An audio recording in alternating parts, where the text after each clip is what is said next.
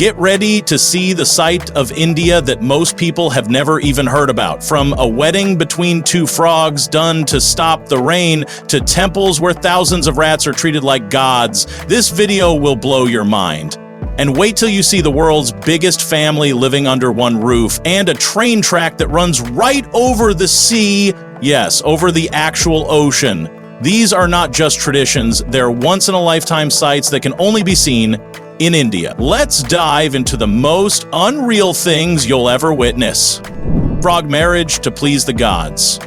Something very strange happened in India during a terrible drought. When the skies refused to open and people were suffering, they didn't wait for science, they turned to their faith. In one village, locals held a full wedding ceremony for two frogs. Dressed like a bride and groom, the frogs were married to please the rain god and ask for mercy. Sounds wild, right? But to them it was a serious tradition filled with deep hope and belief that the gods might listen.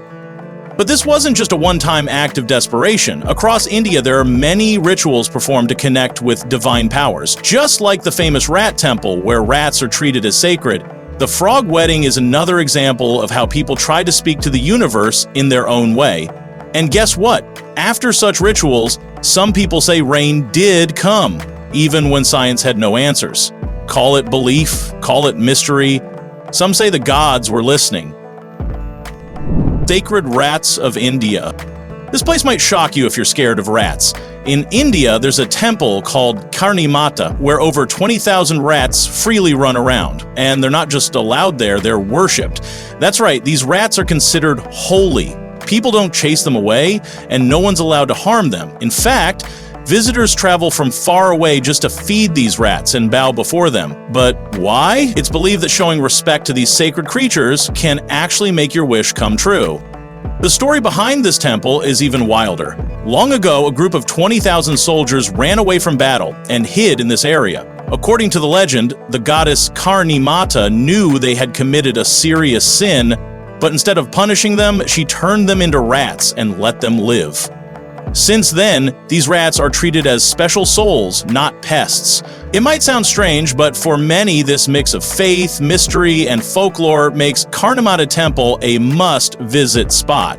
Would you make a wish in a temple full of rats? Meteor Lake in India. Something crashed into Earth millions of years ago, and it changed the land forever. In a quiet part of India, there's a round blue lake that wasn't made by rain or rivers. It was created by a massive meteor strike. This giant space rock hit the ground with so much power that it left behind a huge crater, which later filled with water. That's how Lonar Lake was born. Only a few lakes like this exist in the entire world, and this one is still nearly perfect, like time froze around it. Scientists from all over the world come to study this lake because it's so well preserved. It helps them understand what the Earth was like long ago and even learn about meteors from space. But here's something strange. The mud around the lake doesn't grow any plants. The reason? The soil has strong alkaline chemicals, which make it hard for anything to survive there. It looks peaceful, but the story behind this lake is truly out of this world. World's biggest family? This story might make you stop and think for a second. In a small village in India lived a man named Ziana Chana, who didn't just have a big family, he had what could be the biggest family in the world. He was the head of a religious group and believed in having multiple wives. When he passed away in 2021, he left behind 39 wives, 94 children, and 33 grandchildren. Some say the number of children was 89, but still, that's more than most people can even imagine. What's even more surprising is how they all lived together under one roof. They stayed in a massive house called the Pink House, which had more than 100 rooms, just to fit everyone in. Whether people agree with his way of life or not, one thing is clear. Ziona was proud of his giant family and loved being around them. He claimed to have the biggest family on Earth, and even if that's up for debate, he was definitely one of the top 5. Train over the sea. This railway line isn't just any normal ride. It takes you straight over the ocean. The route from Chennai to Rameswaram is famous in India, but not for the reasons you might expect. While India has all the modern transport, like cars, planes, and high-speed trains, this specific train ride can be risky. The bridge it crosses is long and old. built in 1914, and it connects the mainland to Rameswaram Island.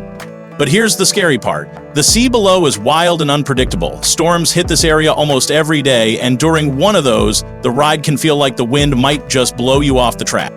Now picture this. You're sitting in your train cart, but there's no real shield from the raging sea around you. Waves crash, the wind howls, and the track shakes with every gust. Yes, on clear days, the ride is safe and even beautiful, and Rameswaram itself is one of India's top tourist spots. But it's not a journey you want to make when the weather turns bad. So, if you're ever planning to visit, wait for calm skies. Trust me, that choice could save you from a terrifying ride. Cows with IDs. Here's something that sounds straight out of a movie. Cows in India getting their own ID cards. In India, cows are considered sacred, just like how Americans see the bald eagle as a symbol. But the love for cows in India goes much deeper. Some people are so serious about protecting them that they act like cow police, visiting farms to punish anyone they believe is mistreating the animals. Yes, real people doing this. And in 2018, things took an even stranger turn when the finance minister came up with a plan to give every cow in the country its own ID. Now that might sound funny, but the reason was serious. The goal was to stop cow theft, track abandoned cows, and protect them from illegal smugglers. Normally, farmers would brand their cows, but that's painful, so ID tags were seen as a kinder option. But imagine trying to give ID cards to hundreds of millions of cows. That's what made people frustrated. At the time, India had around 300 million cows, and that's not just a big job, it's a massive one. While the idea was meant to help, many felt it was just too much to handle. The mystery of the Indian head wobble. Ever seen someone move their head side to side in a way that's not a yes or a no? If you're visiting India for the first time, this small gesture might leave you completely confused. It's called the Indian head wobble, and it means a lot more than you'd think. While you're trying to adjust to a new country, learning how to exchange money, or figuring out which side of the road to drive on, you'll probably run into this unique head movement. And no, it's not random. It's actually a very common way to communicate in India, especially for people who understand some English but don't speak it well. A simple wobble could mean yes, I understand, or even okay. But here's where it gets tricky. The same head wobble can also mean maybe or I'm not sure. In Indian culture, it's often seen as rude to say no directly, so people use this non-verbal cue instead. Just like a shrug in the West, the head wobble can be polite, vague, or even confusing, depending on how it's done. So if you ask someone a question and get a slow, unsure wobble, they might be gently telling you they don't know the answer. It's a clever, subtle way of keeping communication smooth without being rude, but it can definitely puzzle travelers. So next time you're in India, pay close attention. That little head movement might be saying more than words ever could.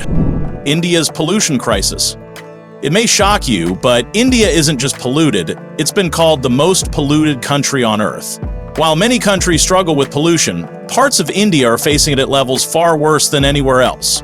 Unlike some nations that try to control pollution, India lacks strong rules to keep it in check. That's why in cities in the north, people walk around wearing masks, trying not to breathe in the dangerous air around them. The World Health Organization has limits for how much pollution is safe, but in some Indian cities, those limits are crossed by 10 times. That kind of air can cause deadly diseases like cancer and serious breathing problems. But the problem isn't just in the air. India's beaches and rivers are also filled with pollution, and sadly, no one is doing much to clean them. The water's unsafe, the plumbing systems are poor, and the trash keeps building up. When you add everything together, the dirty air, the toxic water, and the lack of action, you get a country struggling under the weight of pollution, and the people living there are the ones paying the price with their health. Spice power of India. Let me tell you something truly flavorful. India isn't just a country, it's the heart of the spice world. From the strong aroma of cardamom to the fiery punch of red chili, Indian spices are loved across the globe. People in huge countries like the United States and China can't get enough of them. Every year, India exports more and more spices, filling kitchens and restaurants worldwide.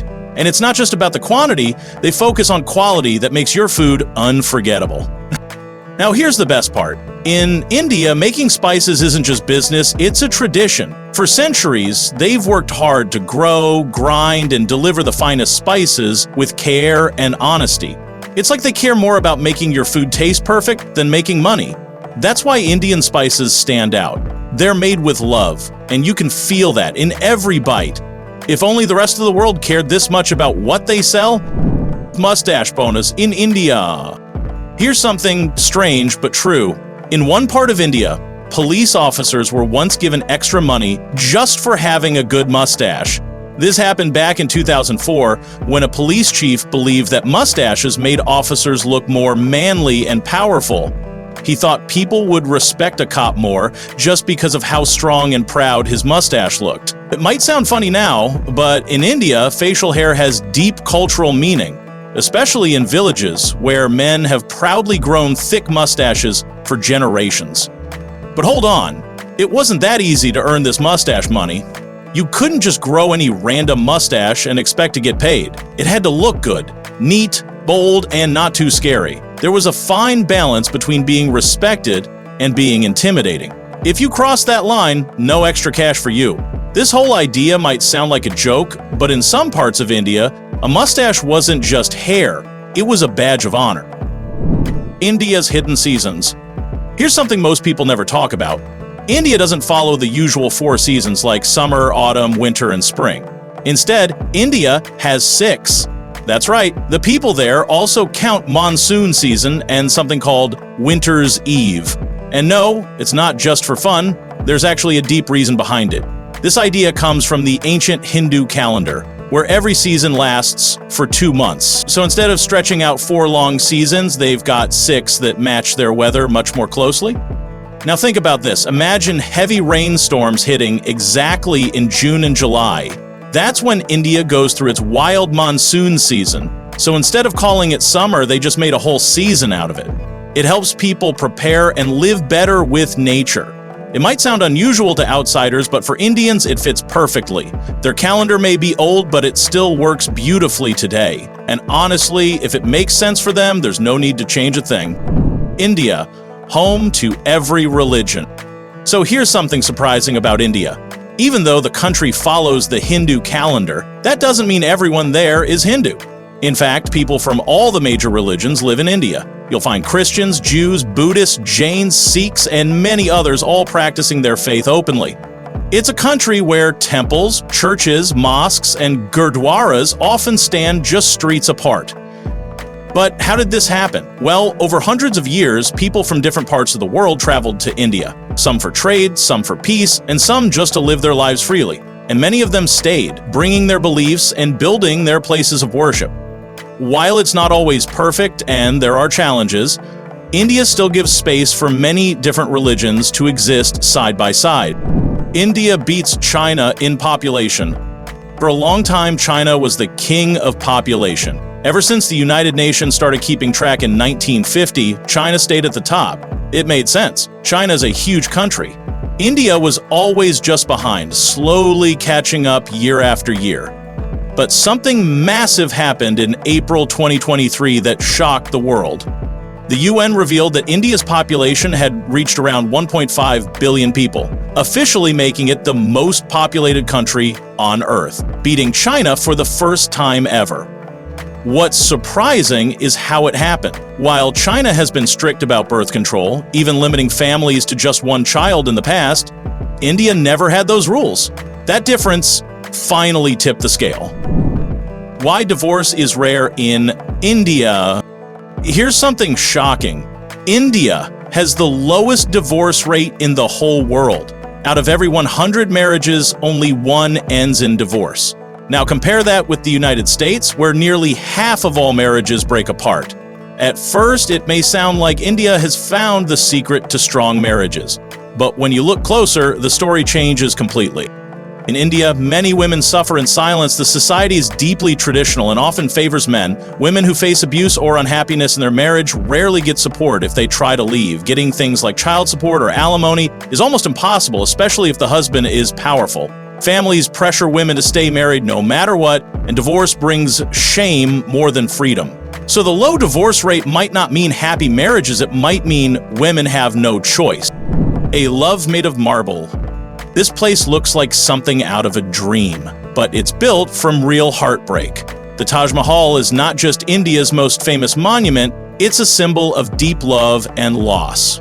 With its glowing white marble and perfect symmetry, people from all over the world visit just to see it in person. It stands tall and beautiful, like a crown placed gently on the land. But behind all that beauty is a story that hits the heart. Long ago, an emperor lost his beloved wife during childbirth. His pain was so deep that he decided to build something that would last forever, a tomb so grand it would remind the world of their love. That's how the Taj Mahal came to life, not as a palace of power, but as a resting place for two souls who were never meant to be apart. It's more than a building, it's a love story carved in stone. Golden power of Indian women. Here's something that might surprise you. Indian women are quietly holding a treasure trove. Even though many of them don't get the power or respect they truly deserve, they hold nearly 11% of all the gold in the world. That's around 18,000 tons of gold, passed down from generation to generation. To give you an idea, the total gold ever mined in the world is about 189,000 tons. And a huge chunk of it is sitting with these women, not in banks or vaults. The reason behind this golden wealth? It's deeply rooted in tradition. Families in India gift gold during weddings, festivals, and special occasions. Mothers pass on their gold to daughters, and the cycle continues. Over hundreds of years, this tradition has quietly built a golden empire in households across the country. Together, these women might not be in the spotlight, but they are among the richest people in the world thanks to culture, heritage, and a whole lot of gold. Why so many Indians speak English? Here's something that might surprise you. India has more English speakers than all of Europe combined. Yes, even though Hindi is the most spoken language in India, English is right behind it. In fact, around 1.5 billion people in India understand or speak English today. But how did this happen in a country where English isn't even the native language?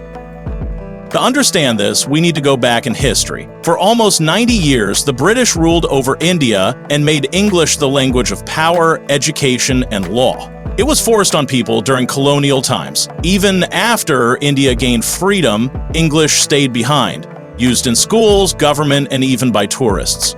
Over time, it became a second voice for the country, not out of love, but out of habit and history. Where chess really began. It may shock you to know chess didn't come from Russia or Europe. The game that's now a symbol of strategy in the United States, England, and Russia was actually born in India. Over 1,500 years ago, during the time of the Gupta dynasty, the earliest form of chess was created. Back then, it was known by a different name, but the idea of kings, queens, and clever moves began right there in ancient India. Why? And now, chess has taken over the world. It's played in 172 countries, from small villages to giant cities. People of all ages compete, from beginners to the world's best known as grandmasters. This simple board game became a global language of strategy and skill, and it all started from one place no one expected: lemon and chili magic.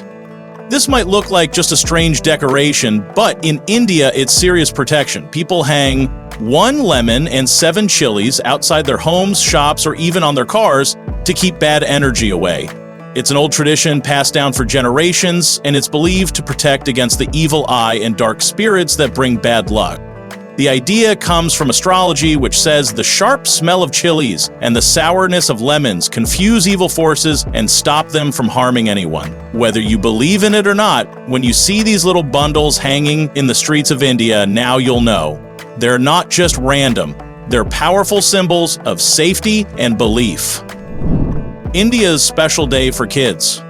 Every year on November 14th, something heartwarming happens in India. It's called Children's Day, and it's a day made just for the little ones. The whole country takes a moment to celebrate children, their health, their safety, and the importance of giving them a good education. This day isn't just for fun, it also reminds parents how much children matter. The idea came from India's first Prime Minister, who believed kids weren't just the future, they were the very roots that could make the country strong. It's a beautiful tradition, and you can feel the joy across the nation as kids are honored and loved. For once, the spotlight is all theirs, and you can bet they enjoy every minute of it. It's a simple but powerful way to say you matter. And that's the best kind of message to end on when talking about the amazing culture and traditions of India. India is full of wonders you won't find anywhere else. If you enjoyed this journey, don't forget to like, share, and subscribe for more mind-blowing stories.